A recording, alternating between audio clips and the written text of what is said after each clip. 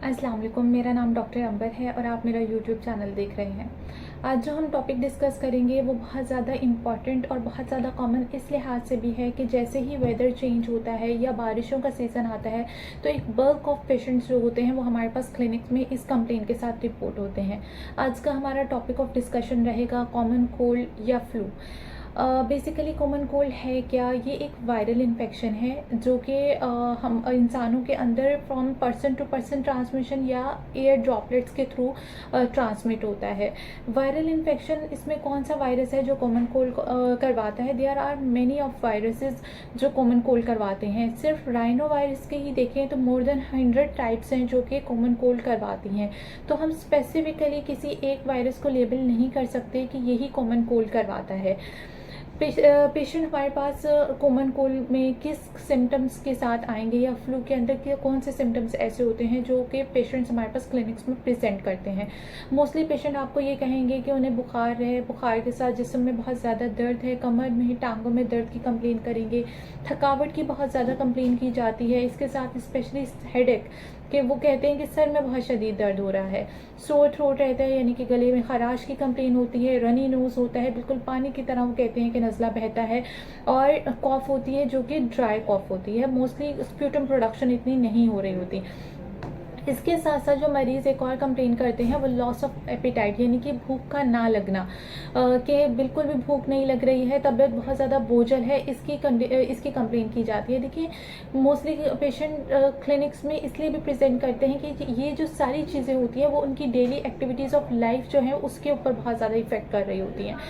इसकी ट्रांसमिशन है क्या? होता यह है कि जब हमारे पास कोल्ड वेदर स्टार्ट होता है तो उसमें कंपैरेटिवली जो एयर होती है वो डेंस हो जाती है, तो जो ड्रॉपलेट इन्फेक्शंस होते हैं उनकी ट्रांसमिशन बहुत ज़्यादा बढ़ जाती है। तो हमारा ये कॉमनली ट्रांसमिट होता है कि अगर किसी एक पेशेंट को कॉमन कोल्ड है तो वो जो सामने आपके वर्किंग एनवायरनमेंट में या आपके घर में इतना कम डिस्टेंस पर हम बैठते हैं कि उनकी डायरेक्टली एयर ट्रांसमिशन हो जाती है। उसके अलावा आपने छींक मारी और आपने हैंड शेक कर लिया, इससे ट्रांसमिशन होती है।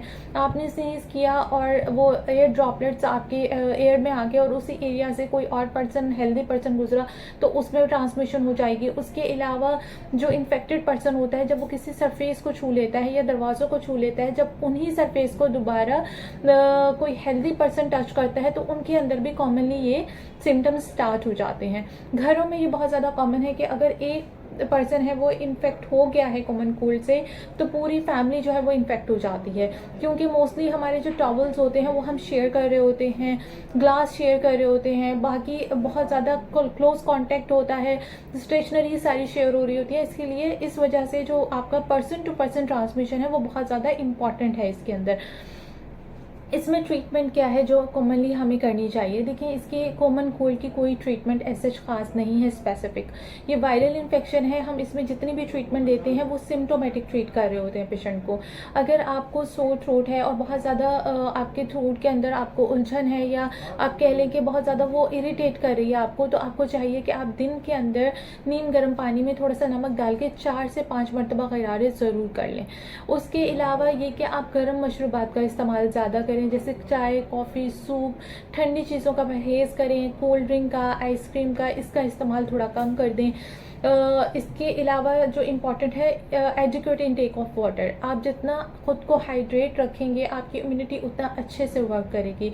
आप जितना खुद को हाइड्रेट रखेंगे, वायरल स्पेल आउट आपकी बॉडी से उतना बेहतर हो जाएगा थ्रू यूरिन। तो हाइड्रेशन, एजुकेट हाइड्रेशन बहुत ज़्यादा इम्पॉर्टेंट है। फिर ये है कि इसका कोई स्पेसिफिक ट्रीटमेंट इस तरह भी नहीं है कि आपकी हमारी इम्यूनिटी जो है वो खुद ब खुद इसके लिए वर्क करती है और 7 to 10 डेज जो इसका मैक्सिमम टाइम पीरियड होता है वो इसमें अपने आप को रिकवर कर लेते हैं। ये इन्फेक्शन जो है वैसे भी कॉमन जो है वो ज़्यादातर लो इम्यूनिटी पर्सनस में होते हैं, जैसे बच्चों में बहुत ज़्यादा कॉमन है, बुज़ुर्गों में बहुत ज़्यादा कॉमन है, एडल्ट के अंदर कदरे कम आता है और अगर आता भी है तो वो रिकवर बहुत ज़्यादा जल्दी कर लेते हैं। जैसे 2 से 3 से 4 दिन के अंदर वो ये सिम्टम्स को रिकवर हो जाते हैं उनके सिम्टम्स। अगर बहुत ज़्यादा आपको बॉडी एक है या फीवर बहुत ज़्यादा हो रहा है तो आप एंटीबायोटिक्स का इस्तेमाल कर सकते हैं, यानी कि आप पैनाडॉल ले सकते हैं बॉडी एक्स को कम करने के लिए। कुछ लोग होते हैं जो पहले से एलर्जिक होते हैं, उनको एलर्जिक राइनाइटिस होता है, उनमें नेज़ल ब्लॉकेज बहुत ज़्यादा हो रही होती है, उन पेशेंट्स को बहुत ज़्यादा ही रनी नोज़ या बहुत ज़्यादा स्नीजिंग स्टार्ट हो जाती है ड्यू टू एलर्जी, तो उनकी डेली एक्टिविटीज़ ऑफ लाइफ जो है वो बहुत ज़्यादा ही मुतासिर होती हैं। तो वो लोग ये है कि जैसे ये सिम्टम्स उनको स्टार्ट हो चेंज ऑफ वेदर से, तो वो एंटी एलर्जिक साथ में ले सकते हैं। फिर ये होता है कि जो लो इम्यून पर्सनस होते हैं उसके अंदर सुपर इम्पोज्ड वायरल इन्फेक्शन हो जाते हैं। वैसे तो इस viral super imposed bacterial infection हो जाते हैं। वैसे तो वायरल इन्फेक्शन के अंदर एंटीबायोटिक्स का कोई रोल नहीं है, जो कि हमारे पास क्लिनिक्स में बहुत फ्रिक्वेंटली प्रिस्क्राइब की जा रही होती हैं। उससे होता सिर्फ ये है कि हम रेजिस्टेंस जो है डिफरेंट सॉर्ट ऑफ बैक्टीरिया वो बढ़ा रहे हैं। लेकिन अगर कोई पर्सन है जिसने super impose bacterial infection acquire कर लिया है, जैसे कि बहुत ज़्यादा स्प्यूटम प्रोडक्शन होना स्टार्ट हो गई है, इस तरह से हो रहा है कि आपको जो स्प्यूटम है वो उसका कलर चेंज होना स्टार्ट हो गया, या स्प्यूटम में टिंच ऑफ ब्लड आ गया है, तो ये आप इसका मतलब है आपने सुपर इम्पोज्ड बैक्टीरियल इन्फेक्शन ले लिया है, तो आप उसके अंदर एंटीबायोटिक्स ले सकते हैं। अदरवाइज आपकी सिंपल जो है वो lifestyle modification along with antibiotics ये इनफ है, इसके साथ आप रिकवर इंशाल्लाह कर जाएंगे।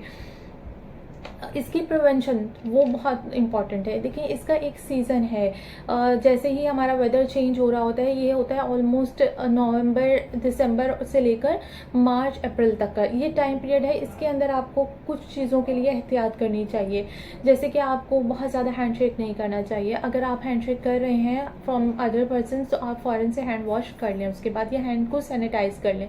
सरफेसेस को जिस तरह आप बाहर जाते हैं, ऑफिस में जाते हैं, जब आप सरफेसेस को छूते हैं या आप डोर ओपनिंग वगैरह बहुत ज़्यादा करते हैं, तब भी आप हैंड वॉश कर लें या हैंड को सैनिटाइज कर लें।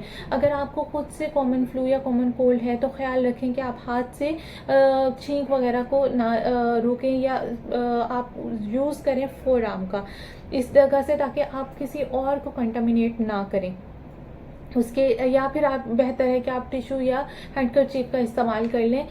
जब भी आपको स्नीजिंग हो आप अपने मुंह को ढांप लें, ताकि बहुत ज़्यादा जो इन्वायरमेंट है उसके अंदर भी इसके ड्रॉपलेट्स बहुत ज़्यादा कॉमन ना हो।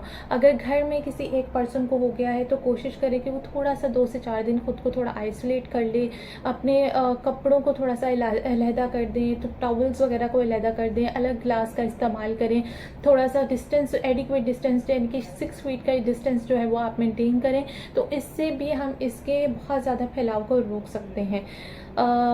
होप सो ये वीडियो आपके लिए बहुत ज़्यादा हेल्पफुल रही होगी। इंशाल्लाह अगली वीडियो में मिलेंगे, तब तक के लिए अल्लाह हाफिज़।